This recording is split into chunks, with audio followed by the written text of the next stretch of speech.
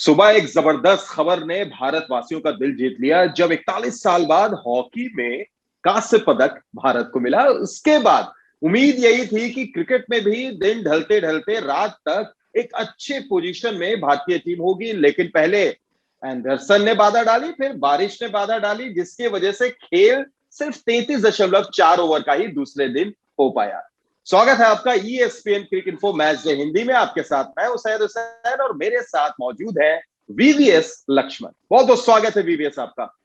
शुक्रिया।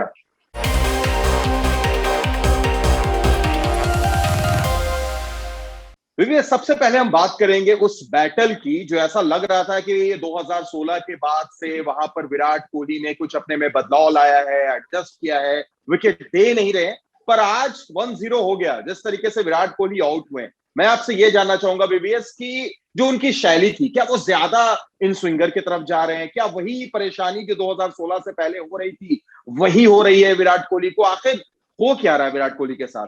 मुझे लगता है कि ये बेहतरीन गेंदबाजी के खिलाफ उनका सामना हुआ और अनुभव के साथ मैं बता सकता हूं, क्योंकि 2011 में मुझे 2 बार इसी तरह जिमी एंडरसन ने आउट किया। क्योंकि बतौर बल्लेबाज आपको लगता है कि बॉल आपके तरफ आ रहा है, लेकिन उनका बढ़िया इस्तेमाल करते हुए वाइड ऑफ द क्रीज से जब गेंदबाजी करते, क्योंकि उनका रिस्ट पोजीशन इतना बढ़िया रहता है, बॉल हवा में जो है अंदर की तरफ आता है। इसी वजह से विराट कोहली को लगा कि बॉल खेलने लायक है, लेकिन उसके बाद गिरने के बाद जिस तरह बॉल बाहर जाता है, देखिए किसी भी बल्लेबाज को आउट कर सकते हैं। और खासकर इनिंग्स के शुरू में अगर सेट होने के बाद विराट कोहली इस तरह आउट होते तो चिंता का विषय जरूर रहेगा।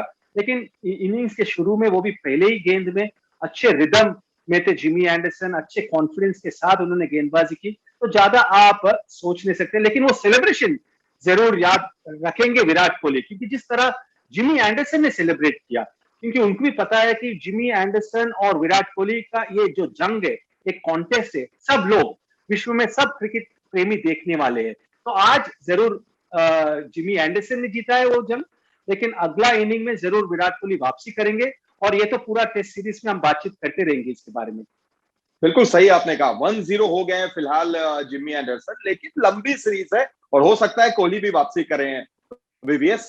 पर एक और बल्लेबाज की हम बात करना चाहेंगे और इस बल्लेबाज के बारे में हमने अपने प्रीव्यू शो में भी काफी बात की थी। आपने भी कहा था कि चेतेश्वर पुजारा कहां फंस रहे हैं, क्या दिक्कत हो रही है, किस तरीके से उन्हें खेलना चाहिए, पर ऐसा लगता है कि अपनी पुरानी गलतियों से शायद उन्होंने सबक नहीं लिया। डिसमिसल के ऊपर नजर डालते हैं और करीबी से देखते हैं तो बल्ला जो है शरीर के बाहर नहीं था, लेकिन एकदम आंखों के नीचे था।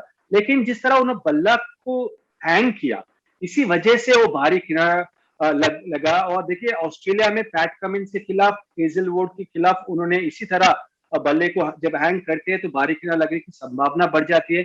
हमने देखा वर्ल्ड टेस्ट चैंपियनशिप फाइनल में भी काइल जेमिसन के खिलाफ इसी तरह आउट हुए।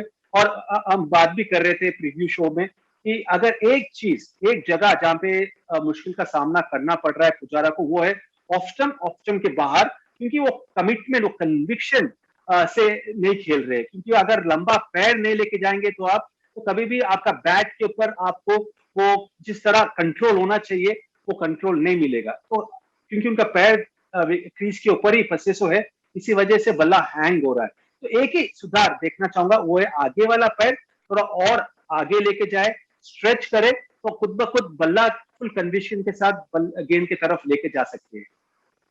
बिल्कुल सही कहा आपने कि थोड़ा वहां पर इंतजार करना होगा गेंद को आने का, ना कि आप बल्ला लेकर जाए वहां पर। इन तमाम चीजों के बीच में एक तरफ गेंद स्विंग हो रही है, एक तरफ लहरा रही है, एक तरफ विकेट गिर रही है, पर एक खिलाड़ी वहां पर डट कर खड़ा रहा, वो थे कमाल लाजवाब राहुल। बिल्कुल एक शानदार जबरदस्त पारी VVS।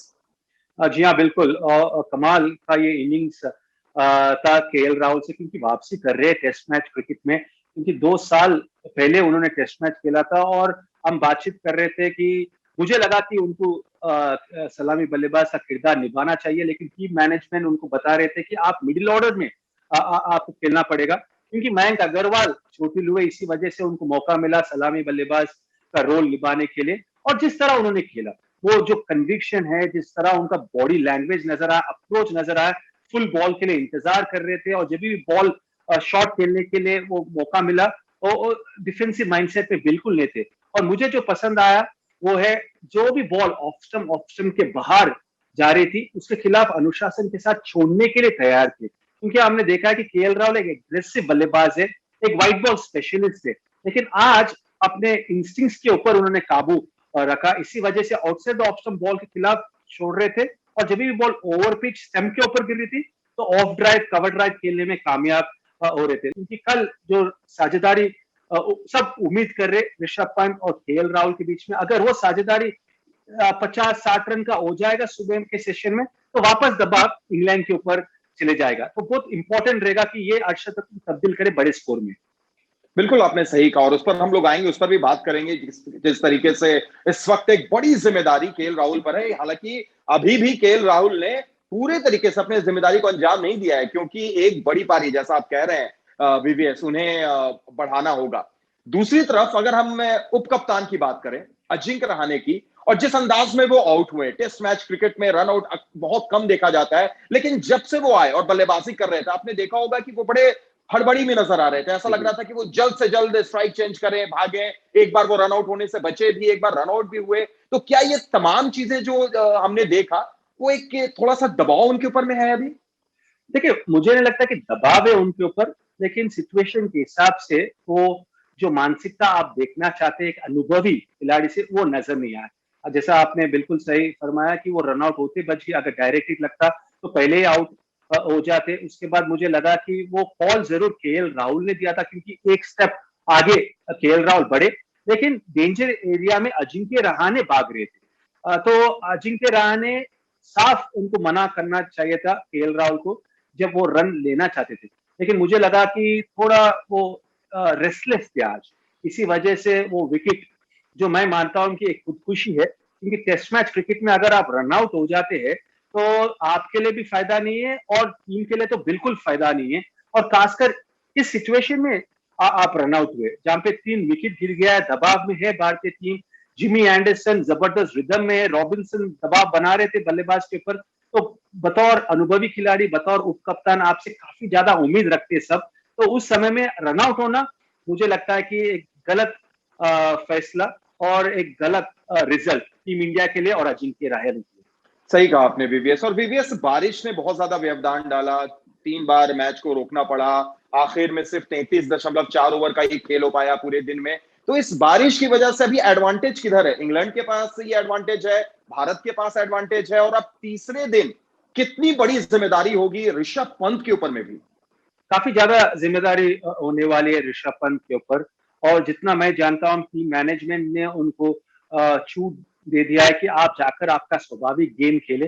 लेकिन मैं यही चाहता हूं कि जो गलती उन्होंने second innings world test championship final में किया उसको नहीं दोहराए। क्योंकि जिस तरह उन्होंने ब्रिस्बेन और सिडनी में बल्लेबाजी की, जिस तरह चेन्नई और अहमदाबाद में बल्लेबाजी की, कि आप स्वाभाविक गेम खेलिए, लेकिन ऐसा नहीं कि लापरवाही के साथ आप आपका विकेट अगर आप दे देंगे विपक्षी टीम को, तो जो टैलेंट आपके पास है, जो फॉर्म आपके तरफ है, उसका आप फायदा नहीं उठा रहे। तो अपना स्वाभाविक गेम खेल सकते हैं ऋषभ पंत, और खेलना भी चाहिए, क्योंकि जब भी वो नेचुरल गेम खेलेंगे, जब भी वो दबाव विपक्षी गेंदबाज के ऊपर अक्सर डाल देते हैं। तो कल देखिए, मुझे लगता है कि क्योंकि कवर आज एम्पायर्स ने बहुत जल्दी, बारिश शुरू होने से पहले ही विकेट के ऊपर कवर्स आ गए थे, तो उसकी वजह से उतना नमी मुझे नहीं लगता है कि होने वाली है पिच के ऊपर। लेकिन अगर ओवरकास्ट कंडीशंस होने वाली है कल, तो जरूर तेज गेंदबाज को मदद मिलने वाला है।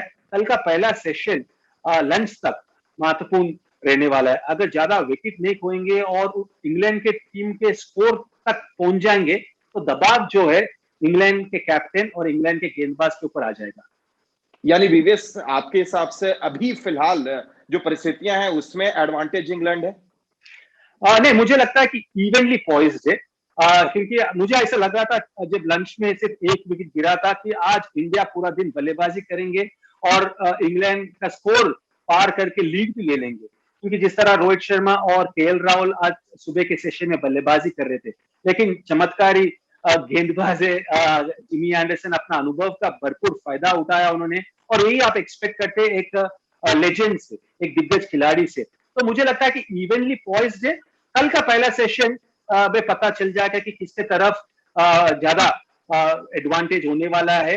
अगर कल जल्दी आउट हो जाएंगे भारतीय टीम, तो एडवांटेज इंग्लैंड के तरफ आ जाएगा, क्योंकि आखिरी इनिंग भारतीय बल्लेबाजों को बल्लेबाजी करना है, और फोर्थ इनिंग्स में हमेशा वो स्कोर बोर्ड प्रेशर रहता है।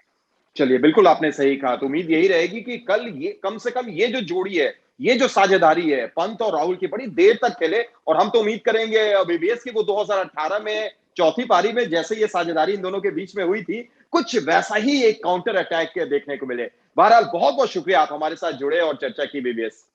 Thank you very much.